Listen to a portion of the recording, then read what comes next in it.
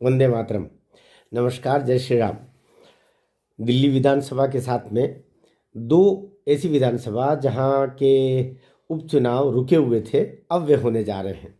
उसमें मिल्कीपुर आएगी। अब मिल्कीपुर का मिल्क जो अमृत से भी ज़्यादा मूल्यवान है इस दौर में, वो किसके हिस्से में आएगा उसकी बात हम करेंगे। और वही सबसे महत्वपूर्ण बात है, क्योंकि वो ट्विस्टिंग भी है, टर्निंग पॉइंट भी है उत्तर प्रदेश विधानसभा के लिए।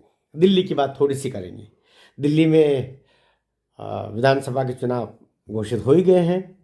उधर से आतिशी जी का रोना पीटना शुरू हो गया है, मेरा घर खाली करा दिया।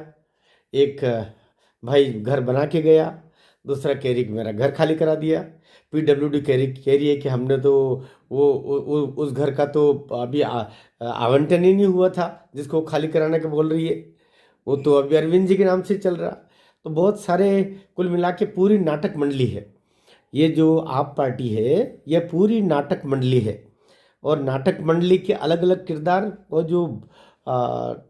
जो आतिशी दीदी है, अब उसको भी भाई विदुड़ी जी ने नया धमाका कर दिया।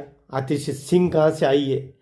पिताजी जब सिंह नहीं है तो, और हस्बैंड भी सिंह नहीं है तो फिर ये मार लेना कहाँ से बीच में आ गया था मामला?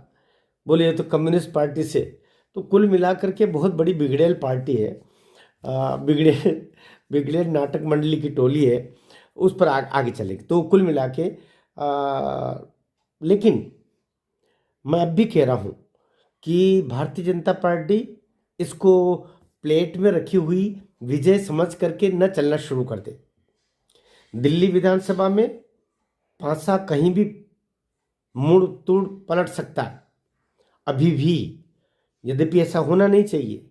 किसी भी तरीके से एक भ्रष्ट, अनैतिक, चोर और एक सीमा तक, जैसा अजय माकन जी ने कहा कि राष्ट्रद्रोही, ये इस आप पार्टी के सरकार अब बननी नहीं चाहिए, क्योंकि ये देश के लिए भी विनाशक है। दिल्ली के लिए तो है ही। ये विकास विरोधी विनाशक पार्टी है जो जनता को अनैतिकता का रास्ता दिखाती है। तो लेकिन क्या होता है ना कि जब 712 ईस्वी में मोहम्मद बिन कासिम यहाँ पर आया था, तब लोग कह रहे थे ना, कहते हैं ना इतिहास में, जब मोहम्मद बिन कासिम जब अफगानिस्तान के रास्ते से यहाँ आया था और हिंदू राजा को, जब वो उसकी सेना को मार रहा था और हिंदू राजा की सेना हार रही थी, तो अपने देश के कई सारे लोग, भारत के वासी तालियां बजा रहे थे। तो उस समय भी ये रहे हैं। इनका तो इलाज नहीं है। इसलिए आप पार्टी को वोट देने वाले भी मिलेंगे। फ्री बिजली, फ्री पानी, बस एक तरीके से, बस अब ये कहना बचा है कि वो फ्री मौत भी दे रहे हैं। विकास की मौत हो रही है। इसलिए अभी बहुत सारा दारोमदार इसके ऊपर है कि भारतीय जनता पार्टी, कांग्रेस भी, एक बात सकारात्मक पक्ष ये है, कांग्रेस की भी नींद खुल गई। पहली बार कांग्रेस को भी लगा कि हम बड़ी गलती कर रहे हैं। दरअसल क्या है, पहले उन्होंने सोचा था कि भाजपा नहीं आनी चाहिए और उसको आपको आगे बढ़ाया, लेकिन भाजपा कम से कम राष्ट्रद्रोही नहीं है। भाजपा कम से कम देश की जड़ों में मट्ठा डालने का काम तो नहीं करती ना। ये अब जाकर के कांग्रेस के समझ में आया है। इसलिए कांग्रेस ने अब ये तय कर लिया, कम से कम दिल्ली विधानसभा में तो ये तय कर लिया, जो अजय माकन और संदीप दीक्षित की जो टीम है, राहुल गांधी का तो अभी भी नहीं कह सकते हम, अभी भी नहीं कह सकते हम सोनिया जी और प्रियंका वाड्रा और ये लोग क्या सोचते हैं, उनको तो अभी भी भाजपा ही नंबर 1 दुश्मन लग रही है। लेकिन सच में तो आप पार्टी एक विखंडन का रास्ता दिखाने वाली पार्टी है। आप पार्टी राष्ट्रद्रोह का पथ आगे करने वाली रास्ते है। तो इसलिए इससे ज़्यादा सतर्क रहने की आवश्यकता है, क्योंकि ये विकास भी नहीं करेगी और विनाश के रास्ते पर लेके जाएगी, सबको ध्वस्त करवा देगी। जब आपके पास सारा राजस्व आएगा, वो सारा राजस्व लुटा दिया जाएगा, तो आपका बाकी काम कैसे होगा? फिर कोई भी आप पर आक्रमण करेगा, मारे जाओगे। ये तो अच्छा हुआ कि राष्ट्रीय स्तर पर इस आप नाम के रोग का कहीं नेटवर्क नहीं है, वरना देश को बर्बाद करने वाली पार्टी, जैसे कई सारे देश इस फ्री में बर्बाद हुए हैं, खत्म हो गए वो देश। तो अभी कम से कम, लेकिन मैं हरदम बोलता हूँ मेरे वीडियो में, जब लेकिन शब्द आता है, लेकिन के बाद कई ज़्यादा महत्वपूर्ण होता है। लेकिन बीजेपी को जैसे लोहा लोहे को काटता है, जैसे कौरवों को हराने के लिए कौरवों की ही नीतियां चाहिए, बल्कि उससे एक कदम आगे बढ़ के चाहिए, जो भगवान प्रभु श्री कृष्ण ने समझ ली थी। इसीलिए ज़रूरी है आपको फ्री की योजनाएं लानी पड़ेगी, और एक कदम आगे बढ़ करके भी अगर आपको आगे जाना पड़े तो भाजपा को आगे जाना चाहिए। कांग्रेस के तो समझ में आ गई, कांग्रेस का जो उन्होंने अभी गारंटी घोषित की उसमें सब कर दिया उन्होंने। हम 2,500 देंगे, ये देंगे, 1 लाख देंगे, घर घर सोने की ईंटें भेजेंगे, सब बोल दिया उन्होंने। बीजेपी को भले ही संभल के बोले थोड़ा सा, लेकिन बहुत ज़्यादा संभल के बोलने में आपके हाथ से ये आती हुई जो तश्तरी में रखी हुई जीत है लगभग लगभग वो जा सकती वापस, और ये मामला नेक टू नेक चला जाएगा। इसलिए भारतीय जनता पार्टी को बढ़ चढ़ करके जो योजना हो सकती है यथासंभव केंद्र के सहयोग से हो, या बाकी अगले 5 साल में थोड़ी विकास योजनाओं को ठप भी करना पड़े तो करें, लेकिन आपको फ्री की योजनाओं की तरफ आगे बढ़ना पड़ेगा और आपसे एक कदम आगे चलना पड़ेगा, तभी जा करके ये लगभग लगभग 19-20 जैसी स्थिति है, नेक टू नेक फाइट है बीजेपी और आपकी, उसमें बीजेपी जीत सकती है। अब बात करें मिल्कीपुर की। मुझे मिल्कीपुर कहते हुए बड़ा आनंद आता है। मिल्कीपुर कहते ही मुझे जो अवधेश कुमार पासी ने जिस तरीके से भगवान राम का अपमान किया, भगवान राम की अयोध्या का अपमान किया, और जिस तरीके से अखिलेश यादव ने और राहुल गांधी ने फिर अयोध्या सीट, दरअसल अयोध्या सीट फैज़ाबाद का ही, दरअसल फैज़ाबाद का नाम अयोध्या कर दिया गया, उस ज़िले का नाम अयोध्या है, इसके कारण से अयोध्या सीट हो गई वो। तो ये बात तो इस कारण से उसको ये अयोध्या लोकसभा जीत करके आए कहा गया। उसके अंदर 7 विधानसभा हैं, उन 7 विधानसभाओं में एक विधानसभा है मिल्कीपुर। अयोध्या संसदीय क्षेत्र की 7 विधानसभाओं में से एक विधानसभा मिल्कीपुर है, जिससे त्यागपत्र दे करके अवधेश कुमार पासी लोकसभा में उम्मीदवार बने थे समाजवादी पार्टी की तरफ से, और जीते, और जीतने के बाद में उन्होंने मिल्कीपुर की सीट को, विधानसभा की सीट को खाली कर दिया। अब वहाँ उपचुनाव हो रहे हैं। अब आप कहेंगे कि पहले क्यों नहीं हुए थे? इसलिए नहीं हुए थे कि वहाँ के जो बाबा गोरखनाथ है, एक बाबा योगी आदित्यनाथ को मत समझ जाना आप, बाबा गोरखनाथ करके एक वहाँ के उम्मीदवार थे भाजपा की तरफ से, जो 2017 में जीते थे भाजपा से। 2022 में बाबा गोरखनाथ को फिर से खड़ा किया था भाजपा ने, लेकिन अवधेश प्रसाद पासी जीत गए 13,000 वोट से। कुल मिला के 90,000 के लगभग वोट मिले थे बाबा गोरखनाथ को मिल्कीपुर से, और करीब 1,03,000 वोट मिले थे अवधेश प्रसाद पासी को, 13,000 वोट से जीते। तो वो अवधेश प्रसाद जीत गए थे।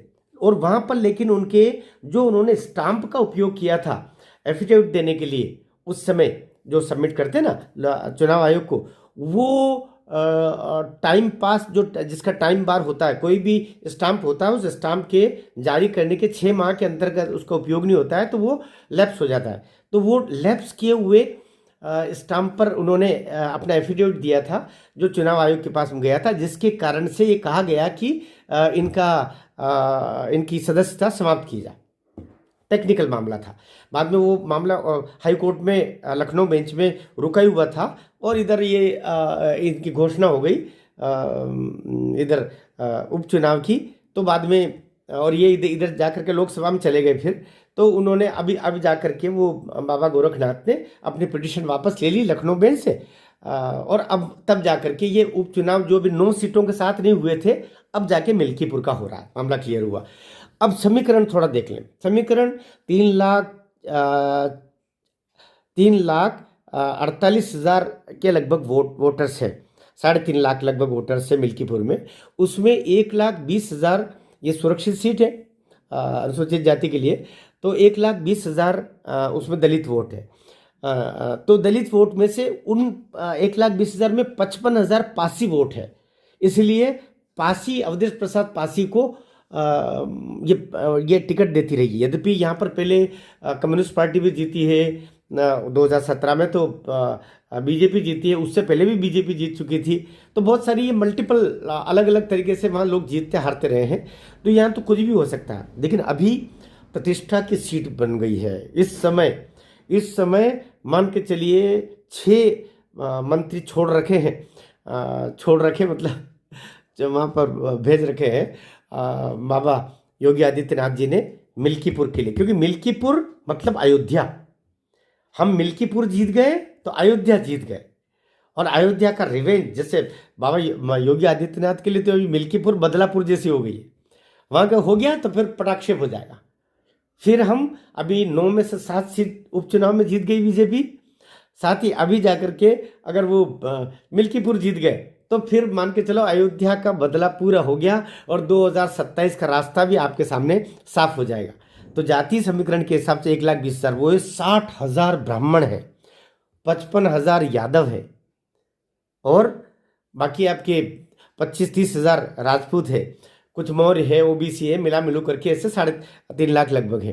तो अब जो समीकरण है, और सबसे बड़ी बात है, सबसे जो माइनस पॉइंट है, ऋणात्मक पक्ष है, वो ये कि ये परिवारवाद का साक्षात नमूना दिखाई दे रहा है। बाप सांसद बन गया और उस जगह बेटे को टिकट दे दिया। जो अजीत कुमार पासी है, ये अवधेश प्रसाद का ही लड़का है, और ये अक्टूबर से ही उनका जब से ये आए थे तब से दे दिया था, बोले नहीं मेरी जगह ये खड़ा होगा।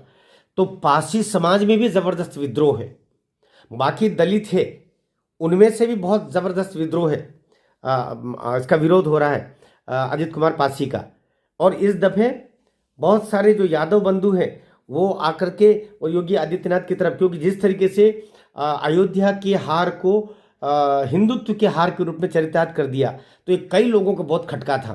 तभी मौर्य, राजपूत, पासी में से एक वर्ग, यादव में से एक वर्ग, ब्राह्मण पूरा लॉबी, क्योंकि जब कांग्रेस खड़ी नहीं होती है तो मान के चलिए ब्राह्मणों का एक अंश कहीं न कहीं अभी ये चुनावों के समीकरणों से समझ में आ रहा है कि ब्राह्मणों का एक अंश अभी भी कांग्रेस के पास जाता है, और जब कांग्रेस को उम्मीदवार नहीं होता तो सारा लामबंद होकर बीजेपी के पास आता है। तो बीजेपी इसको कुंदरकी बनाना चाहती है। इस दफे कुंदरकी में जिस तरीके से 1.5 लाख वोटों से भारतीय जनता पार्टी ने समाजवादी पार्टी के जो उम्मीदवार को ध्वस्त कर दिया अभी उपचुनाव में, उसी तरीके से मिल्कीपुर में एक तरफा जीत करके, और रामलला के जो भक्त लोग हैं पूरे देश और दुनिया में, उनको उनके माथे को जरा ऊपर करके और सबके मस्तक पर एक रोली चंदन लगा करके और तिलक लगाना चाहते हैं विजय की। ऐसा होगा ऐसी अपेक्षा हम भी करते हैं। आपकी इस संदर्भ में क्या राय है अवश्य दीजिएगा। और मैं डॉक्टर शम्भू सिंह मनहर की गपशप में आपसे विषय पर भी बात करता हूँ, कभी मजाकिया भी करता हूँ, लेकिन ये आग्रह ज़रूर करता हूँ कि आप ये सब्सक्राइब आपने तक ने किया हो तो वो भी कर दें, अच्छी बात है ज़्यादा, और शेयर ज़रूर करें भाई। मैं तो एक बात बोला करता हूँ, सब्सक्राइब वगैरह अपनी जगह पर हो, लेकिन शेयर ज़रूर करें ताकि ज़्यादा लोगों तक, सनातनी लोगों तक अपना नैरेटिव पहुँचे। भारत माता की जय।